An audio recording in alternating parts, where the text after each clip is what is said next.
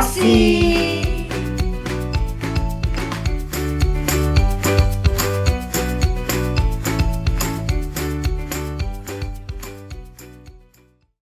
Shalom teman-teman GC, apa kabar kalian semua?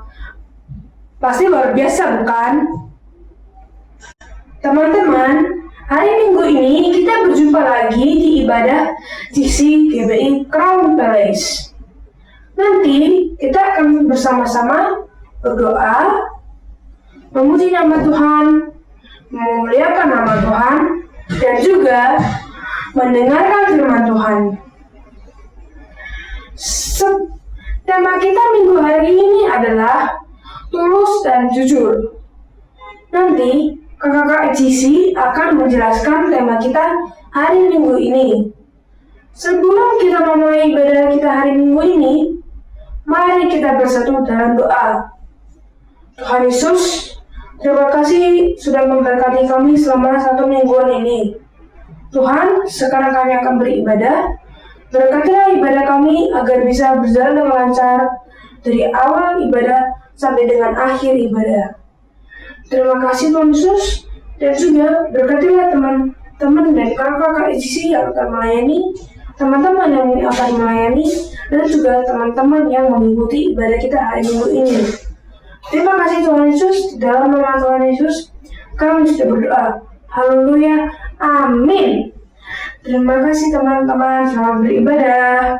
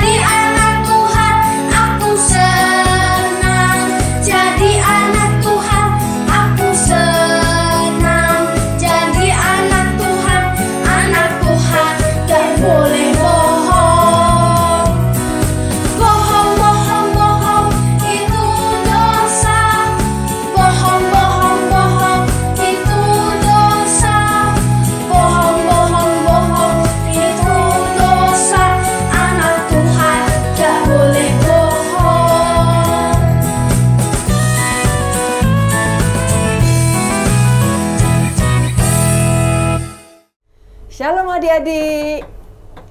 Mari kita akan bersukacita, kita akan memuji Tuhan dengan sungguh-sungguh.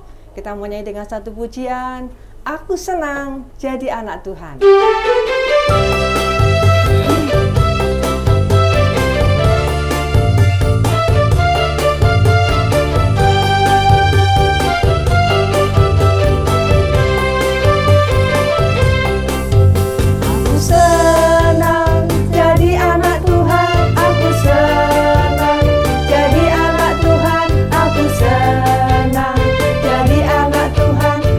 Tuhan tak boleh bohong.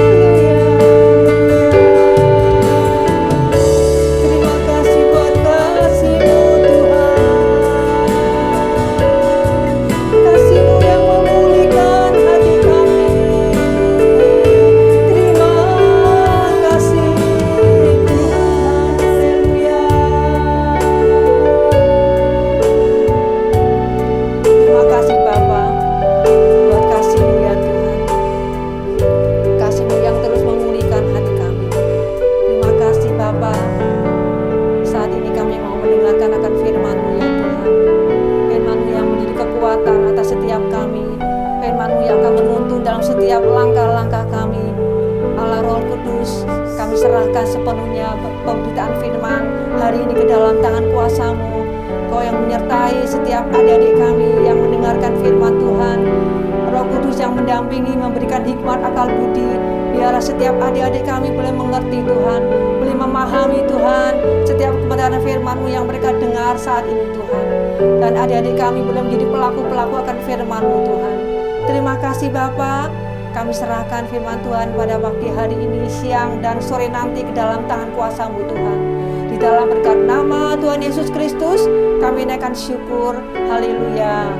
Amin. Shalom adik-adik, selamat tahun baru 2024. Kak Yohana belum ucapin ya buat adik-adik. Nah, tentu ya di tahun 2024 kita harus semakin apa? Semakin cinta Tuhan Yesus ya, semakin ingin merindukan Dia ya, tentu ya semakin giat untuk membaca, mendengarkan firman Tuhan dan punya saat teduh pribadi, membangun hubungan yang intim dengan Tuhan. Amin. Hari ini kita masuk minggu yang ketiga. Kita review dulu ya. Nah, di minggu 1 dan minggu yang kedua, bagaimana kita bisa memiliki ya masa depan. Yang pertama, Tuhan, kita percaya bahwa Tuhan mempunyai rancangan yang terbaik buat kita. Amin. Terus apa lagi?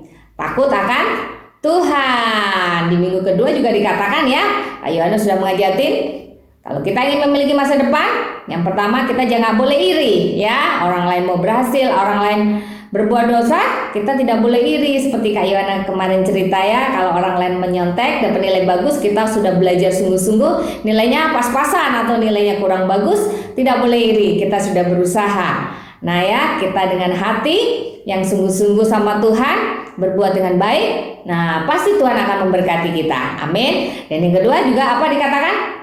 Takut akan Tuhan. Berarti penekanannya adalah takut akan Tuhan. Sampai diulang 2 kali, takut akan Tuhan. Dikatakan bahwa takut akan Tuhan itu sangat penting sekali ya. Nah, takut akan Tuhan itu apa? Kalau kita dosa, dihukum gitu. Seperti itu, kita takut ya. Wah, kita kalau berbuat kesalahan, buat dosa, dikutuk. Ya, kita jadi takut sama Tuhan. Tidak seperti itu. Ya, takut akan Tuhan itu adik-adik harus punya apa? Rasa apa di dalam hati? Rasa sayang sama Tuhan, rasa menghormati ya, menghormati sepenuhnya, kagum sama Tuhan. Itulah unsur yang dinamakan takut akan Tuhan. Seperti Bapa sayang sama anaknya, demikian apa? Tuhan sayang sama orang-orang yang takut akan Tuhan. Adik-adik harus punya rasa sayang sama Tuhan, rasa hormat ya, rasa kagum sama Tuhan. Ya. Oke, nah hari ini kita masuk minggu yang ketiga. Kak Yohana juga men-sharingkan bagaimana kita bisa memiliki masa depan. Ya, kita buka dulu ayat firman Tuhannya. Mazmur 37 ayat yang ke-37. Ya. Oke. Kita baca sama-sama ya, Mazmur 37 ayat 37. Perhatikanlah orang yang tulus dan lihatlah kepada orang yang jujur. Sebab pada orang yang suka damai akan ada masa depan. Amin. Jadi yang pertama apa? Perhatikanlah orang yang tulus. Nah ya, berarti yang pertama adalah tulus. Tulus itu apa ya adik-adik? Tulus itu tulus aja. Ada yang orang ngomong gitu, tulus aja kamu, jangan pamrih, udah aja lakukan dengan setulus hatimu, nggak usah ada pamrih, nggak usah hitung-hitungan. Nah kayak gitu apa namanya? Berarti kalau tulus adalah apa? Rela hatinya rela melakukan sesuatu tanpa mengharapkan sesuatu ya, melakukannya itu dengan senang, terus tidak dengan ada beban ya, seperti itu. Jadi itu enteng kayaknya ya. Wah, karena tulus. Beda sama ikhlas ya. Kalau ikhlas tuh kayak merelakan tapi sesuatu yang berat. Tetapi kalau tulus itu rela hati, damai hatinya ya, senang melakukannya. Ada kata unsur senang ya. Jadi contohnya apa?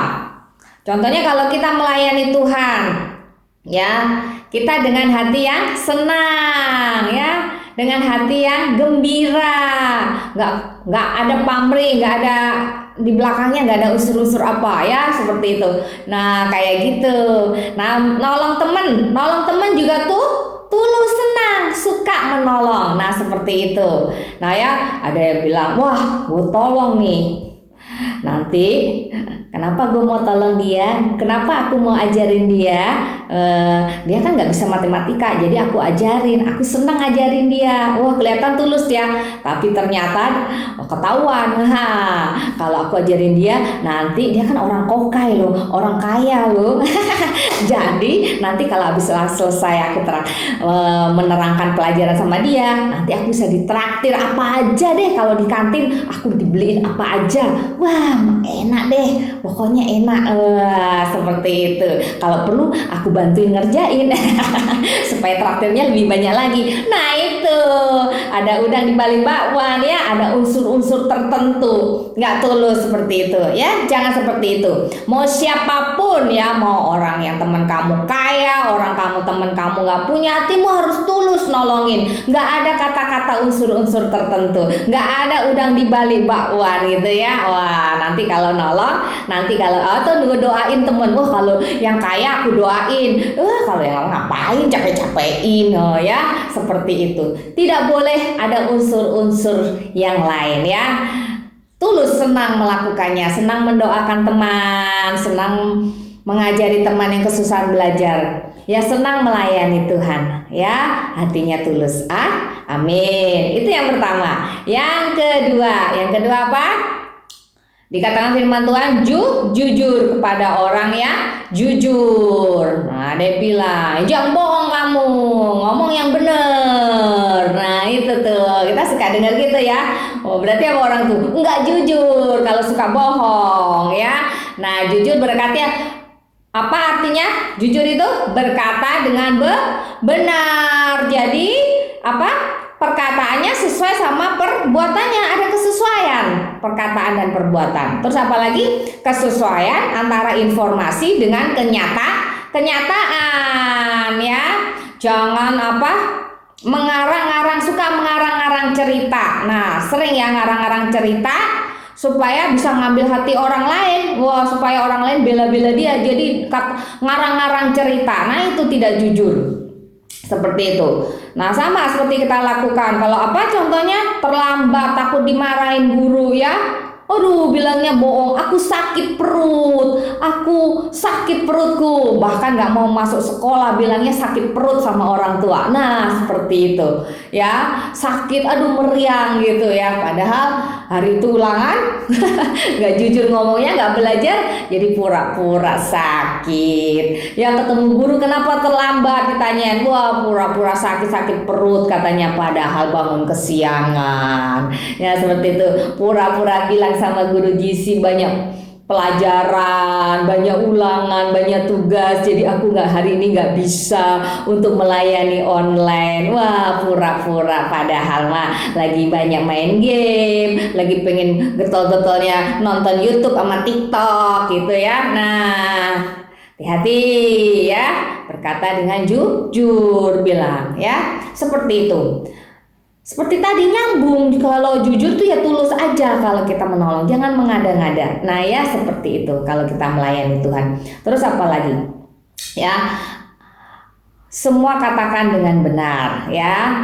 Jadi kita akan ngerasain seperti yang ketiga. Nah ya, adik-adik ingat ya, jangan suka ngarang-ngarang cerita, apalagi ya orang katakan memanipulasi cerita, apalagi ngarang-ngarang, ngejelek-jelekin orang lain, supaya orang yang kita ceritakan membela kita. Nah, itu perkataan tidak jujur. Informasi tidak sesuai dengan kenyataan yang ada. Hati-hati ya, seperti itu. Kamu tidak akan punya masa depan kalau kita berkata tidak jujur. Nah, yang ketiga, kalau kita tulus, kita jujur, itu ada efek yang ketiga, yaitu apa? Hati kita damai sejahtera. Yang tadi kita katakan bahwa yang ketiga, suka berdamai, ya. Kalau suka damai berarti apa? Tidak suka bertengkar ya, tidak suka berselisih. Kalau ada masalah ingin cepat diselesaikan ya. pengen selesai gitu ya. Jadi kalau punya salah minta maaf, jadi enak ya. Itu loh, makanya Tuhan dikatakan berbahagialah orang yang membawa damai ya, karena mereka akan disebut anak-anak Allah di Matius 5 ya. Dikatakan seperti ucapan Tuhan berbahagia. Kalau kau suka damai, kau akan disebut anak-anak Allah. Berarti kau tidak suka bertengkar, kau tidak suka berkelahi. Nah ya, hati-hati, jangan suka kalau ada temen mancing gitu ya, ngatain kamu, ngejelekin kamu, membuli kamu. Sudah ya, dimaafkan saja ya, seperti itu. Kalau kita juga berbuat salah, minta maaf ya. Kalau kita berbuat kesalahan ya, mungkin di dalam hidup kita menyakiti hati orang, kita minta maaf pada orang itu ya. Kita adalah orang yang suka damai. Kalau orang suka damai disebut anak-anak Allah. Maka anak-anak Allah itu punya masa depan. Amin ya. Adik-adik ya, jadi seperti itu. Ingat ya. Ya, jadi ya itu dikatakan tulus dan jujur. Nah, pertanyaan Kak Yohana, susah nggak untuk melakukan ketulusan dan kejujuran itu? Susah nggak? Ada yang bilang susah, ada yang bilang enggak, ya. Nah, itu ketulusan dan kejujuran itu adalah apa? Buah-buah roh, ya. Hasil dari buah roh yang apa? Yang namanya itu tulus dan jujur. Kebaikan. Kalau damai sejahtera jelas ya, itu adalah buah roh yang ketiga, damai sejahtera. Suka damai berarti buah roh damai sejahtera. Nah, itu adalah dari buah roh. Bagaimana kita menghasilkan buah roh? Seperti pesan Kak Yohana, sharing Kak Yohana di Natal. Kamu harus punya akar yang kuat. Pegang teguh Tuhan Yesus di dalam hidup kamu. Ya, Roh Kudus ada dalam hidup kamu. Terus kamu punya keinginan untuk apa? Bertumbuh, disirami, berarti kamu harus suka membaca firman Tuhan. Firman Tuhan kamu hidupi. Kalau malas-malas itu tidak akan pernah bisa. Ya, baca firman Tuhan, dengarkan firman Tuhan yang banyak. Tergantung muatan kamu, susah atau tidaknya. Kamu punya saat teduh sama Tuhan. Kamu punya keinginan untuk berhubungan intim sama Tuhan. Jadi muatan kamu banyak, bukan muatannya banyak nonton film-film yang gak jelas, banyak nonton sosmed yang apalagi gak jelas juga, banyak apalagi main game. Ya, itu muatan kamu itu. Muatan kamu adalah seberapa banyak ya waktu yang kamu pergunakan untuk mengisi pikiran kamu, maka muatan kamu banyak. Pikiran kamu penuh itu masuk ke hati kamu. Dikatakan bahwa apa yang diucapkan mulut itu meluap dari hati. Jadi kalau muatan kamu banyak, ya muatan kamu banyak, firman Tuhan itu penuh di hati kamu, ya jadi akan apa? Pikiran kamu, mulut kamu itu penuh dengan apa? Firman Tuhan, buah-buah roh nyata dalam hidup kamu. Jadi kebaikan yang dikatakan tulus dan kejujuran itu akan mudah kamu lakukan, tergantung banyak dari muatan kamu. Yuk adik-adik, banyaklah dengarkan firman Tuhan, banyaklah baca firman Tuhan, banyaklah bersaat teduh, berdoa. Berdoa setengah jam, berdoa 10 menit beda dengan berdoa 2 jam. Ya pasti jelas ya, semakin banyak muatan kamu semakin melebar. Doa 10 menit dengan doa 1 jam itu berbeda, punya hubungan sama Tuhan. Banyak memberi waktu sama Tuhan, hubungan kamu semakin intim, muatan kamu semakin besar, sehingga kamu kalau tulus, jujur, damai itu akan mudah kamu lakukan. Ya, amin adik-adik. Lakukan itu dengan setia di dalam hidup kamu. Ya, buah-buah roh akan nampak. Ya, jadi kamu bukan hanya akan apa ya, jujur itu mudah dan gampang. Tetapi bukan hanya itu. Kalau muatan kamu banyak, ya kamu akan suka sekali sama firman Tuhan. Kalau kamu suka sama firman Tuhan, buah roh nampak. Bahkan kamu akan berarti suka akan dengan ketulusan dan kejujuran. Itu otomatis akan kamu lakukan. Kamu akan suka dengan damai karena kamu tahu bahwa kamu adalah anak-anak Allah.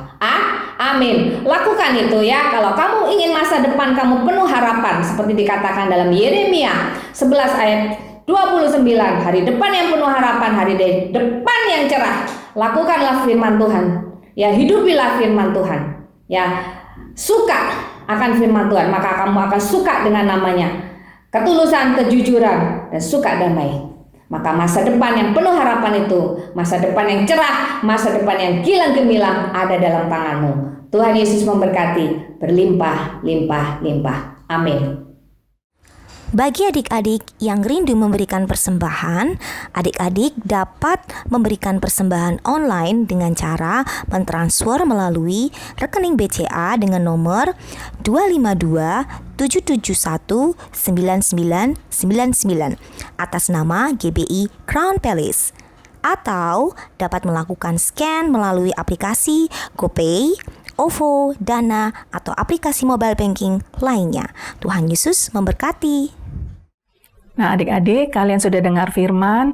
Sekarang mari angkat kedua tangan kalian. Biarlah kasih dan kemurahan Tuhan selalu dirasakan oleh adik-adik semua. Tuhan memberkati engkau dan melindungi engkau. Tuhan menyinari engkau dengan wajah-Nya dan memberi engkau kasih karunia. Tuhan menghadapkan wajah-Nya kepadamu dan memberi engkau damai sejahtera mulai hari ini sampai selama-lamanya dalam nama Tuhan Yesus. Amin. Selamat hari Minggu adik-adik. Tuhan Yesus memberkati.